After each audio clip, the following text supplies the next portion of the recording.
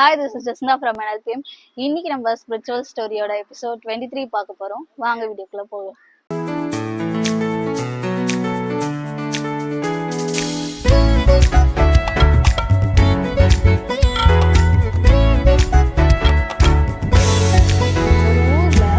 மூலிகை எண்ணெய்லாம் விற்கிற ஒரு வியாபாரி ஒருத்தர் இருந்தார். அவர் வந்துட்டு அவரோட தலையில ஒரு தொப்பி ஒண்ணு போட்டு இருந்தாராம். அதே மாதிரி நிறைய பாட்டில்ஸ்ல எண்ணெய்களை வச்சு அவரை சுத்தி வச்சிருந்தாராம்.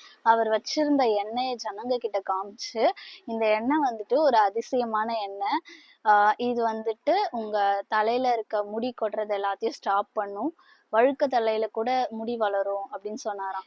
இது வந்துட்டு ஹிமாலயா மலையில இருந்து கொண்டு வந்த ஒரு அதிசய மூலிகை எண்ணெய் அப்படின்னு சொன்னாராம். அவர் பேச்ச கேட்ட நிறைய பேரு அவர் வச்சிருந்த எண்ணெய அவசர அவசரமா காலியாயிட போதும் அப்படின்னு சொல்லி வாங்கினாங்களாம். கொஞ்ச நேரம் கழிச்சு ஒரு ரொம்ப சூறை காற்று அடிச்சுதான். அடிக்கும் பொழுது இலை எல்லாமே வந்து பறந்து போயிடுச்சான். அப்போ வந்து அந்த சேல்ஸ்மேன் போட்டு இருந்த அந்த தொப்பியும் அந்த சூறை காற்றால பறந்து போயிடுச்சு. திடீர்னு பார்த்தா அந்த ஜனங்களுக்கு ஒரே ஆச்சரியமா, ஏன்னா எண்ணெயை விற்கிறவருடைய தலையே ஒரு வழுக்க தலையா. சில பேர்லாம் ரொம்ப சிரிச்சாங்களாம்.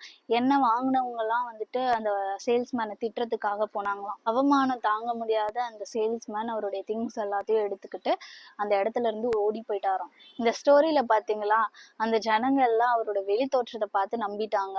ஆனா அந்த காத்து அடிச்ச உடனேதான் தெரிஞ்சது அவரே ஒரு வழுக்க தலை அப்படின்னு. இப்படிதாங்க நம்மளும் நிறைய பேருக்கு அட்வைஸ் பண்ணுவோம். ஆனா நம்ம அந்த அட்வைஸ் படி நடக்கும். வெறும் அட்வைஸ் பண்றவங்களா மட்டும் இல்லாம முதல்ல நம்ம அதை கடைபிடிக்கணும்.